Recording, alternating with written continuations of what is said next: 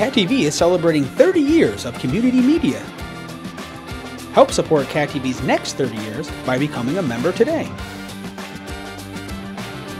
Your membership will help us continue covering meaningful, local content.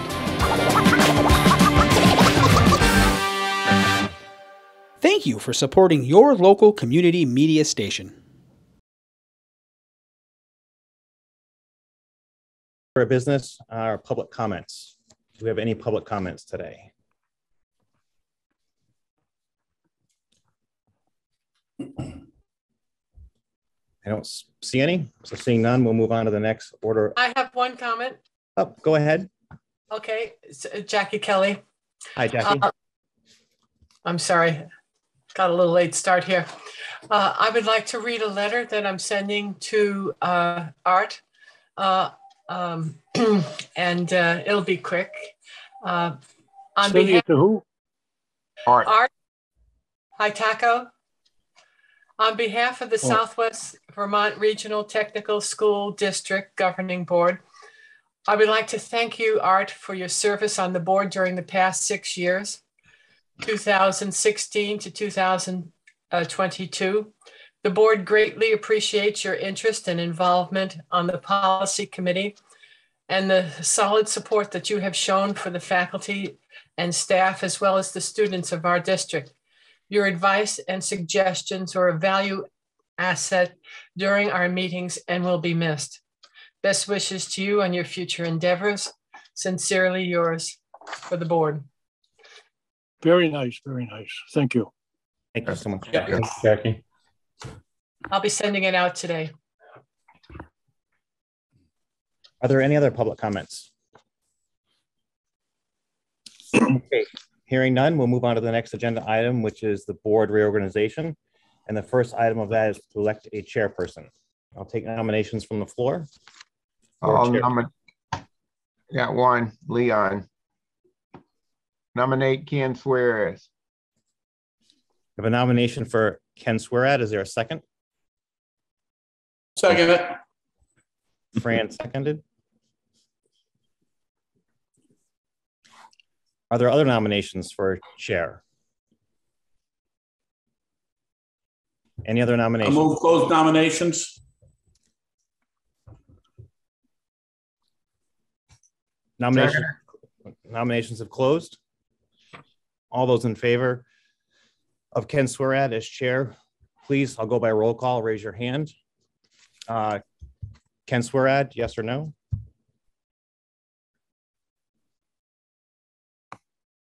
Ken? There you go. Yes. John McDonald? Yes. Mike Cutler? Yes. Fran Kinney? Yes. Dane Whitman? Yes. Leon Johnson? Yes. Chuck Putney? So yes. Asher Edelson? Yes. Anthony? Anthony's a yes. Jackie Kelly? Yes. Yes. Looks like the yeses have it.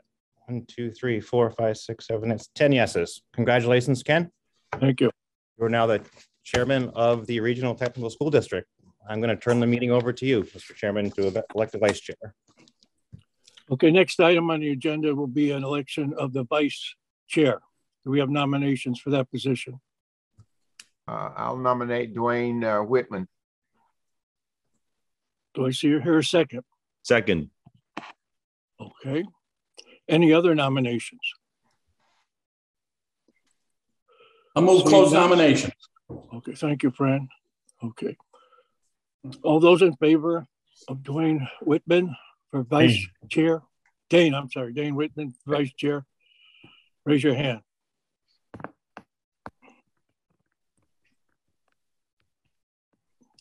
Against? Abstain? What's the results, Mr. Superintendent, Mike? We have 9 yes and 1 no. Okay. Dane is the vice chair. Now we need one for the clerk. Any nominations for clerk? I'll nominate Jackie Kelly. I'll second that. Any other nominations? Seeing none, motion to close. Moved. Okay, all in favor of Jackie as clerk, raise your hands, please. Okay, unanimous, I guess. Yes, 10. Okay, we have 3 other items here. We have to approve the meeting place. And at the present time, we meet here at the Southwest Tech Assembly Room Zoom. Are we going to start being able to meet in person starting next month? Yes, I wanted to talk about that with the board today as part of our discussion. If you want to have that now, Why don't we? Yes, so we are able to start having in-person meetings if the board would wish, starting as soon as next month, which would be our April meeting. Our assembly room will probably be off limits. As you know, we're still recovering from the flood, and that's our staging area. So it's the last room to be put back together. So that may not be available to us until after the beginning of the next school year. But we have other room or so in the building which we can use depending on the time that we keep the meeting. And we'll always have an online option for folks to join like we always have in the past. In the past, we used WebEx, but we're also familiar with Zoom that will just keep Zoom as an option for people always as either dial in or video. I mean, we have the technology, so we might as well keep it available for folks to join meetings. So what I have on that end. Okay, so we'll just continue to meet, and next month we'll meet in person unless people want to use Zoom. Okay, the time, is this time convenient for everyone? This is the next question. We've been meeting like this for over a year, so it must be. Yes, we've been meeting like this for a couple of years, primarily due to COVID. And one of the things that I wanted to ask the board of is that we started having programs present to the board and seeing our students in action. I know that was important to the board, and it's important to highlight what we do. If you were to keep it at 10 o'clock, students and faculty would be able to attend the meetings easier because their classes are in session. You'd be able to see more.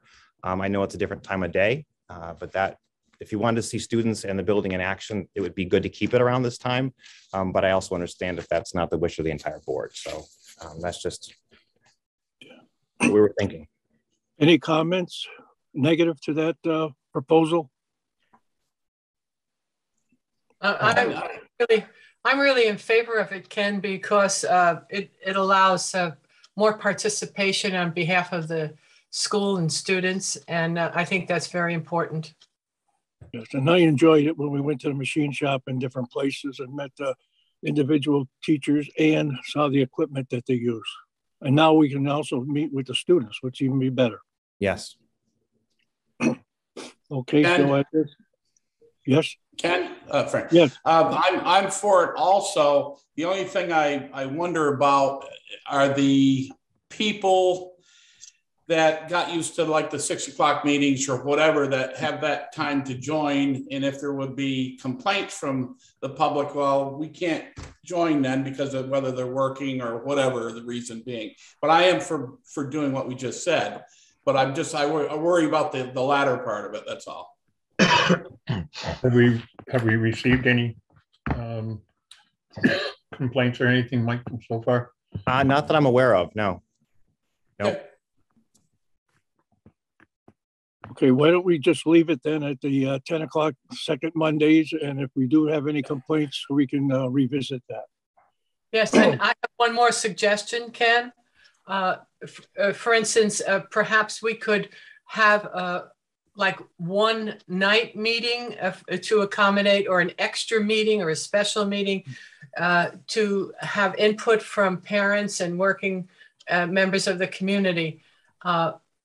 When that would be, I don't know, but maybe, October would be a good time after school begins, and kind of like an open house for the board type. That's a good idea.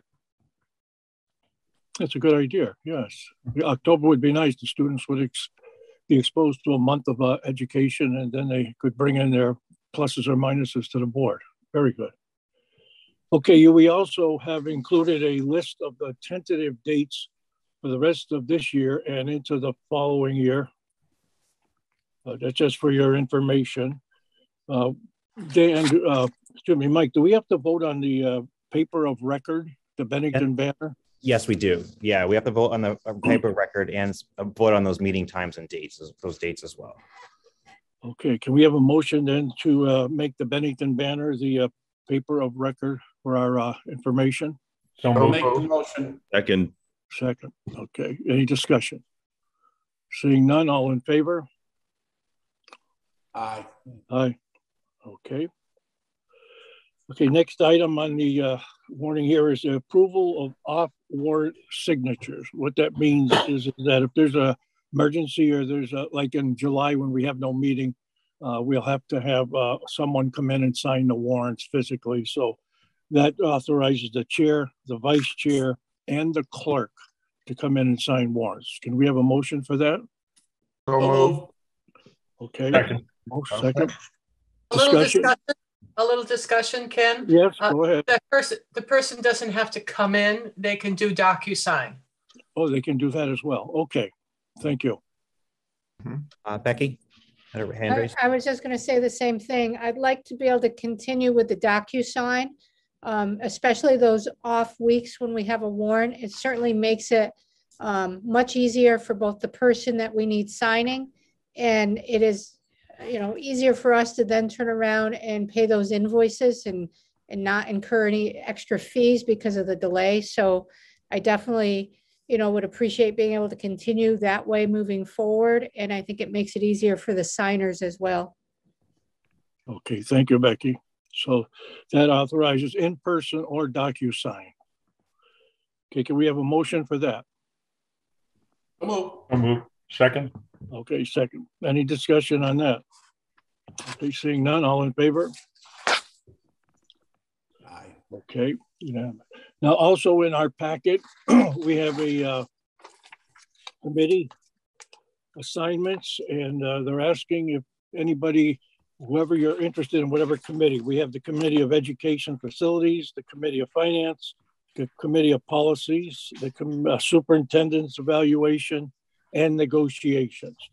What should be done is if you're, whatever committee you're interested in, probably two, that way we don't want to offend anybody if they don't make the first one. At least we'll know what their second interest is. So if you could send that to probably Mike, we all have his email, and then we'll come up with a committee assignments for everybody at the next meeting. So next week or so, if you could decide on which committee you'd like to serve, send it to Mike, and then we'll come up with a list for the new committees.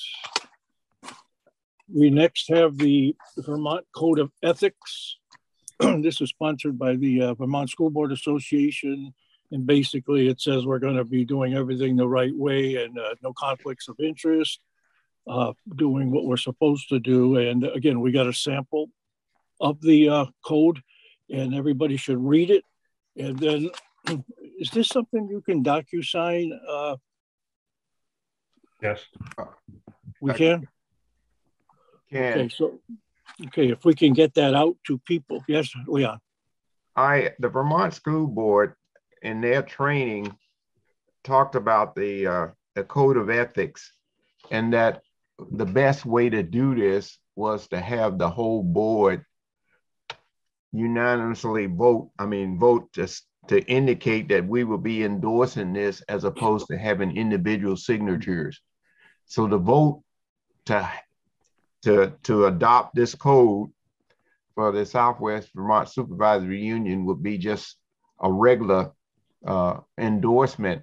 And then that way you won't have to be forcing people to actually sign their name. If they didn't think they really wanted to sign the name, it would be voted in by majority vote as where the position of the board is.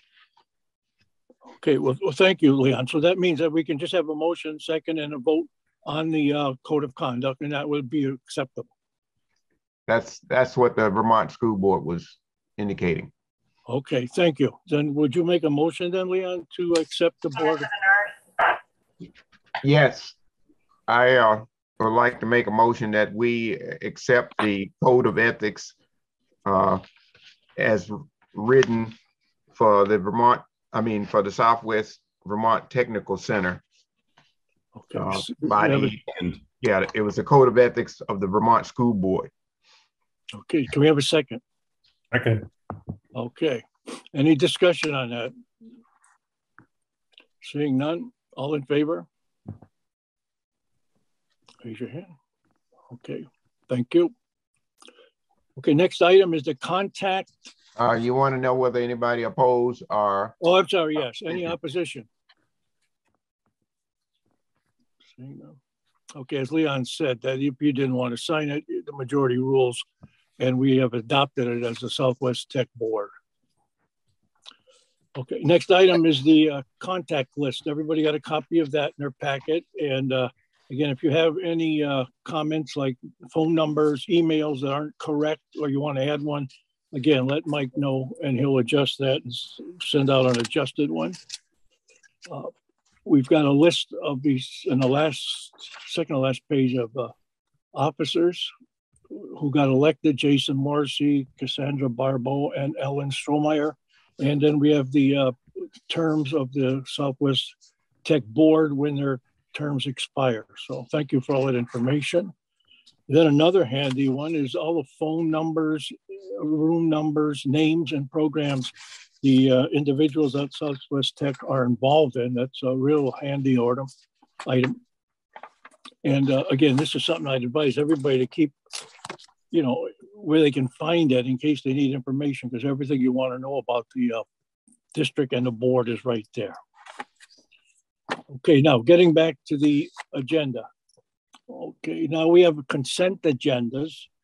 So we'll go over those one at a time. First, the minutes of the last meeting, RGB, on Monday, February 14th. We have a motion to accept those.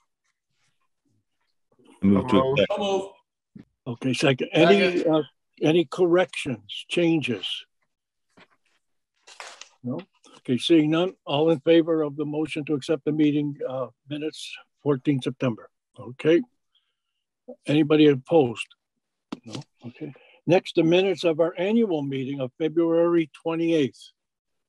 The motion to accept those. So moved. Okay, second. Second it, Dan. All right. Any changes, adjustments to that? No? All in favor? Raise your hand. Okay. Opposed? Abstain, I'm sorry, abstain too. So, okay, then the payroll warrants. We have number 1031, 19, 1033, and 20. These are the payroll warrants. Have motion to accept. Okay. Fran moved. And second? Second it. Okay, Leon second. Any discussion on the payroll warrants? Seeing none, all in favor? Okay, opposed? No. Okay, abstain. And lastly, the vendor warrants 1030 and 1032. A motion to accept those. So moved. Okay, there was a second. All right. I just have a question. Did we seem to have bought a lot of toner and ink for our printers? Did we buy them like all at one time for the year? Or what was that? I mean, some are $1,000. Mm-hmm. So Mike, I can answer that. No, we don't buy them all at the beginning. We buy as needed. We buy some at the beginning of the school year, but then as we progress through and as needed, we buy the toner. What's happening is the price has increased quite a bit, and some of the usage, because in the last couple of years we've gone through any supply we've had, and because we were only either remote or hybrid, we didn't use it to the extent that now that we're in person every day. So we're going through more with that, and we're also going through with our graphic arts program. I mean, that's a big piece, doing a lot of their print work and displaying some things and projects that they do. So that program alone has increased the usage of the toner just because of the uniqueness of that program.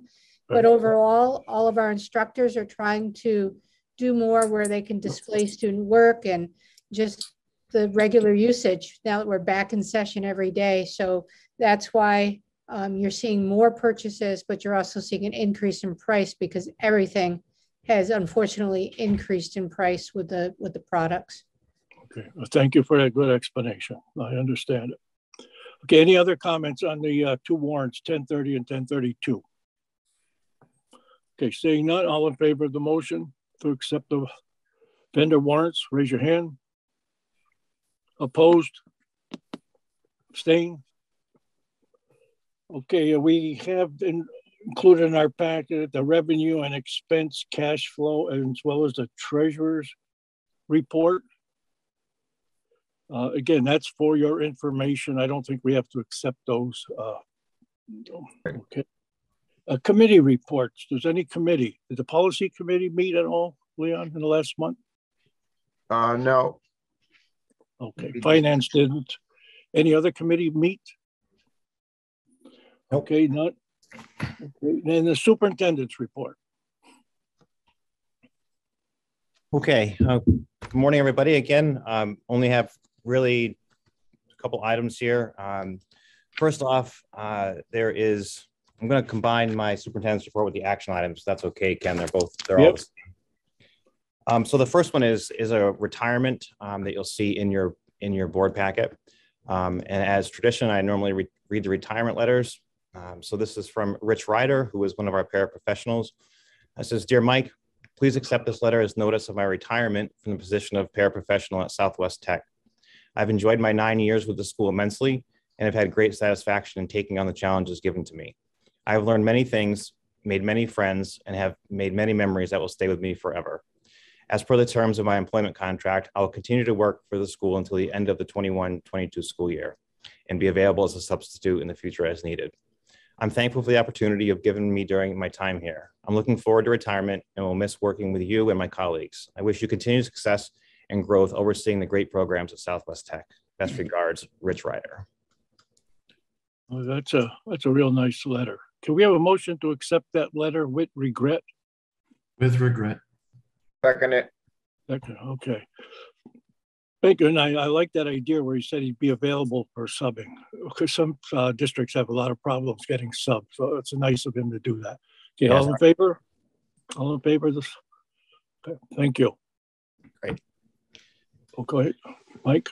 The second item on there is the COVID-19 mitigation recommendations and updates from the AOE. And so I know everyone's been watching other board meetings and seeing what's been happening with the orders regarding masking and mitigation measures. So I want to read to you the advisory memo from the Agency of Education, which was dated March 3rd. If you had not seen it, this is for the public and for yourself. It's dated March 3rd from Secretary Dan French. It says the state of Vermont is updating its COVID-19 recommendations for prevention and mitigation for Vermont schools. This update will be a transition from school-specific recommendations to general health guidance for all Vermonters. Recommendations rescinded. The state of Vermont's current recommendations for COVID-19 prevention and mitigation in schools are contained in several advisory memos jointly issued by the AOE and the Vermont Department of Health. The recommendations in these memoranda will be replaced by general recommendations issued by the Department of Health. To allow time for implementation period, these recommendations will take effect Monday, March 14th, 2022, which is today. Effective on that date, there will be no school-specific COVID-19 prevention and mitigation recommendations issued by the state of Vermont. Also effective today, March 14th, advisory memos, recommendations, and other communications are all rescinded and superseded by the following general guidance. Schools should encourage their students, staff, and families to follow the Vermont Department of Health's recommendations for all Vermonters. The Health Department will update these recommendations as a public health circumstances warrant. School COVID-19 testing programs will be phased out at some point in favor of student and staff accessing the same programming provided to all Vermonters.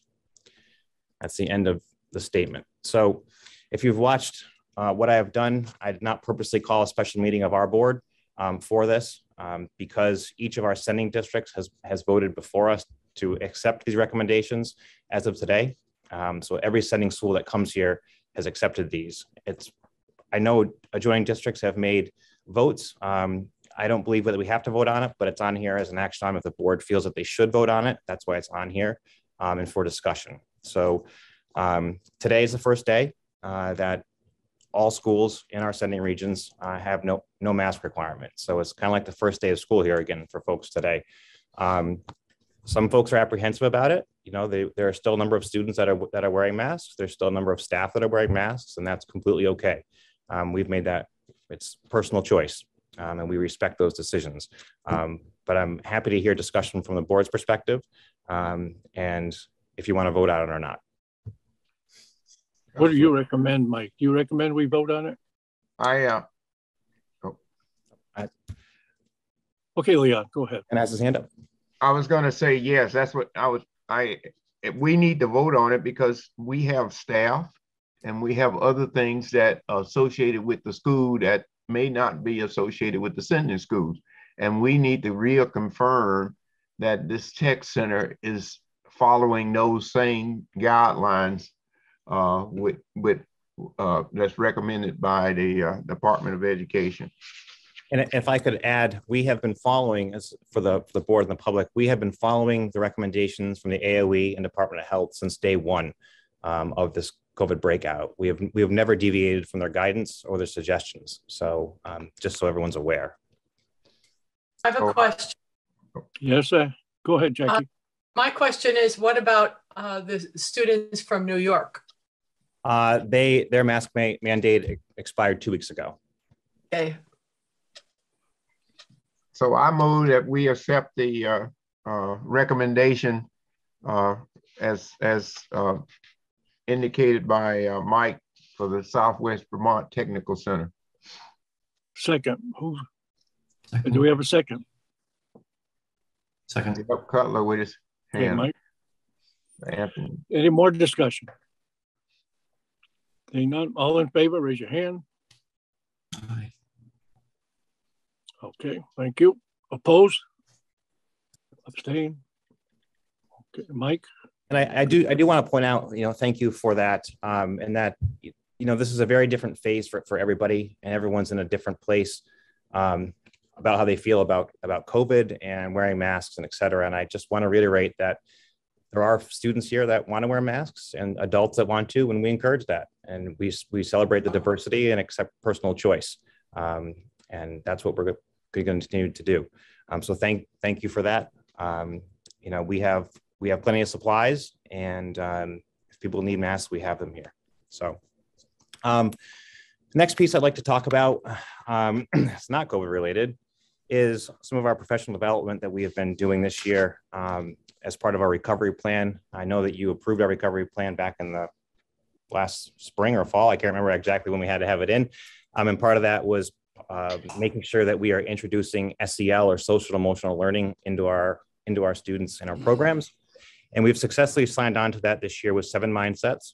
We've had a great start with it. And this past Wednesday, Thursday, Friday, our trainer, Whitney Adams, from 7 Mindsets from Atlanta, was here to do in-person training with our staff and co-teach and co-model with some of our instructors some of the curriculum on last Thursday.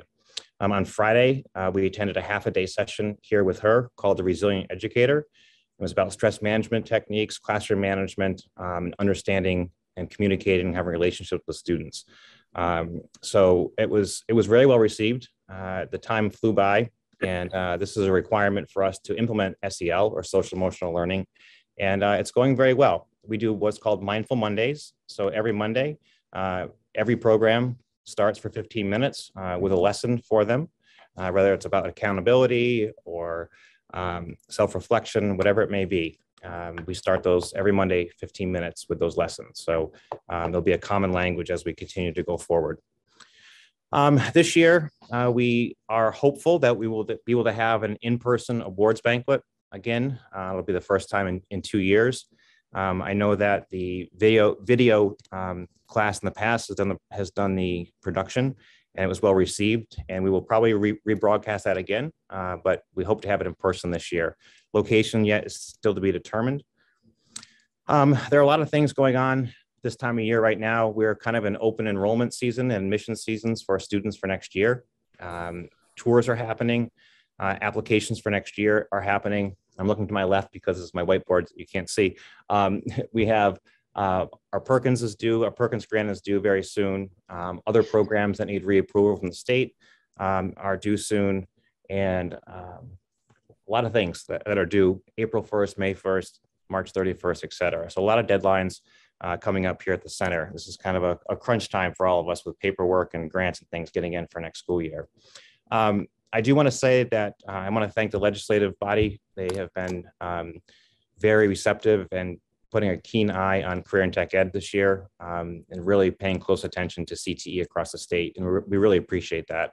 A lot of money, new programs, and ideas to help strengthen CTE in the state of Vermont. And those are great. And, you know, our enrollment, I had a report set for the annual floor meeting last few weeks ago, but I wanted to share it with you here instead, because I didn't have a chance to do that then. So our enrollment has continued to increase over time.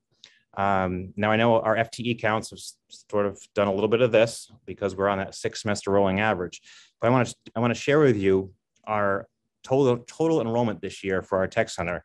Now this counts semester 1 and semester 2, and these are actual students. There are 574 students enrolled this year at Southwest Tech. That's a lot of students, and that's 230 females and 344 males. And 27% of our students are on an IEP or 504. So that is in line with sending school populations. That's a great number. You know, we've gone between 450 and 500, 600 at the most. They're talking about changing the FTE model into something different. So we're not sort of hamstrung based on this archaic FTE count, but that has not happened yet. But you know, I hope that we continue to ride this wave of good enrollment. And we have quality programming here at the Tech Center. We have quality instructors, and people see the value in what we do. And I think we're going to continue to see increased enrollment in places where we can.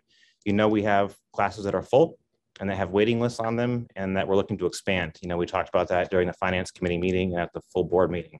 And I hope that we can do that for next year as we hopefully move into a new phase of normal, whatever that may be. And hopefully this COVID can stay at bay and we can start moving things forward again in a positive direction. And the last thing that I want to say, sorry, it's dry in here today, and this is a shout out to our faculty and staff and to the board for supporting us. You know, it has been a very long 2 years. It's almost 2 years to the date that we stood in the assembly room here and told folks that we were going home for 2 weeks and we'd be back. And that's been almost 2 full years to the date. And so Southwest Tech, we have really pulled through. Number one, in the first year, being able to open up in the fall, you know, and running all of our own transportation operations and lunch programs and going to get students all over the county. Our teachers were amazing. They did an amazing job taking content that they're used to teaching in a lab with machinery on site and somehow made it work remotely, from going to videotaping in the woods with their camera and doing identifications to taking out mobile products and hotspots and all these curriculum and things that they had to do with no shop at all. And they did that very well through that spring. And then we came back last fall and we still weren't in person. We were in that hybrid mode. We had 2 or 3 days a week we were in person with some students. The other times were hybrid. And I remember teachers standing in their shops with cameras, pointing them at vehicles, pointing them at projects, sending kits home to students. You know, our teachers really stepped up and did an amazing job for our tech center. And I want our community to be proud of our center. I want our board to be proud, and I'm very proud of what we were able to accomplish at our school over the last 2 years under, quite frankly, some very hard circumstances. Everyone chipped in and did something different. And you know that from delivering lunches to driving buses and picking up students to doing temperature checks and health screenings. And this whole thing has moved very, very quickly, you know, into now we deliver testing and all these things we never thought we'd have to do. And so I just want to say thank you to the staff, the faculty and staff here, and to the board and the community for their support during this really incredible time over the past 2 years. So just thank you for that. And Ken, that concludes my report. Any update on the mitigation for the flooding and all? Yes, thank you. We are making good progress with the cleanup from the flood. The office area is about 99% completed. Business management and special education rooms are about 95% done. Carpets are done, new ceiling tiles are in. We're still waiting on some electrical components, some lighting. And I also want to say building trades. I meant to add this in my report. They're building all the cabinets for the classrooms because there's not enough stock, number one. And number two, they're making them beautiful and they're hand built and will last forever. So they're making the cabinets for special needs, for the business management classroom, for the store downstairs. They're making all those cabinets. And so we're making progress. The last room that needs to be completed is video productions. As you know, that took the brunt of the damage here. All three spaces were completely underwater. It has all been mitigated, and insurance claims have been approved, and things are in process. So it's happening as quickly as we can. But that room will likely not be totally ready until the start of the school year, because that is everything from electrical to flooring to paint, equipment, the whole 9 yards. So it is coming along. Things are just taking a little bit longer than we had hoped, but as you know, supply chains, things are slow. And so we're very fortunate to get things done that we have been able to get done. But I fully expect everything to be done by the start of the school year, particularly the assembly room. So. Okay. And I read where building trades also made the scenery for the school play at Mount Anthony. Yes, they built a set for Clue. If you saw the paper, had a chance to see it over the weekend. We were over there last week. I got to see the set myself and walk up the stairs and take some pictures with students, and it was pretty great. So there's a lot of things happening here, and I could go through every program with you, but we don't have 9 hours for a meeting. I want to be sensitive to your time. So just very proud of what we do. That's okay. That's what we also saw in the Manchester that you're looking for a diesel mechanic for evenings. That's another great job opportunity for some individuals. Yes. Yep. And the governor seems to be on your side, wanting to spend a lot more money on tech centers as well. So that's good. We have Dane, who's going to be supporting us as well. Okay, Jackie, I'm sorry. Go ahead. And I have just a quick question. I know that high school is contemplating air conditioning. Would that extend into the tech center? I don't know if I can answer that clearly, Jackie. I know there's a study being done of the facilities, and the Southwest Tech building is included as part of those studies. So I'm not entirely sure. A lot of I would say about half of our spaces are probably air conditioned. The other half are not. So that's where we're at with that. The only reason I asked that is if and when perhaps we could extend classes into the summer. Kids would love that. Yeah. Well, particularly the CDL programs, and and even the hairdressing things could extend, but we'd have to have air conditioning. Yes, fortunately, we have, like I said, a lot of our rooms are air conditioned, but not everyone. Okay. Yes, Leon. I saw, Mike, in the Dropbox a listing of job opportunities in the future for that. I don't know whether everybody got a chance to see that or not. You care to, I don't know whether you can share that. I can, yep. You're talking about the 2022 Pathways document income? Right, with all of the different careers at where job openings will be in the future out here. Yes, I can share that with you. I just got to get the right screen up here a second. So each year, the McClure Foundation publishes the Rising Careers in Vermont. I'm just getting it up here. And I can share this with you, my screen. It's called Promising Vermont Careers, and it talks about 10-year projected openings, minimum education, and the hourly and median wage. So let me share my screen with you here. Just a second. You can see that. Just one second.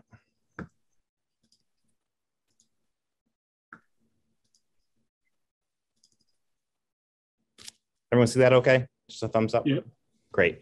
So it goes through each pages, and there's categories. You can see here, I'm not going to read them all, but for example, like licensed practical nurses is an example. They project over 1,000 job openings in Vermont. It's a certificate program, and there's the median wage and average salary, about $49,000 to $50,000. You can go through each section. Here's sales representatives, teachers, bachelor's degrees, high school and training, and it goes for each sort of cluster. Do you like to work with your hands and machines, make or fix things? So here's, sorry, too fast, apologize. So here, for example, on the left-hand side of your screen, you see CNC operators, diesel mechanics, industrial mechanics, HVAC, plumbers, civil engineers, etc.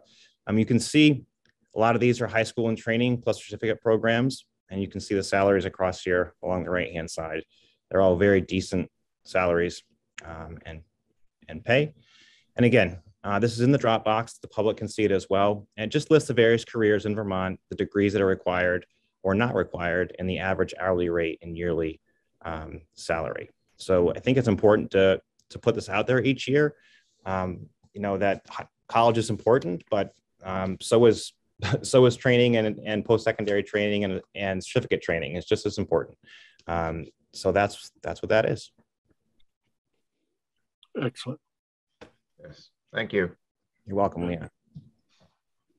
Now I've got to figure out how to stop that. All right, here we go. Okay, does anybody else have any other comments or questions for the superintendent? Okay, seeing none, we have a motion to adjourn. Move to adjourn. Second it. Thank you. Second. Okay, all in favor? Raise your hand. Aye. Aye. Okay, thank you, and we'll see everybody in person. Finally, we can meet some people next month. Bye-bye. Cat TV is celebrating 30 years of community media. Help support Cat TV's next 30 years by becoming a member today. Your membership will help us continue covering meaningful, local content.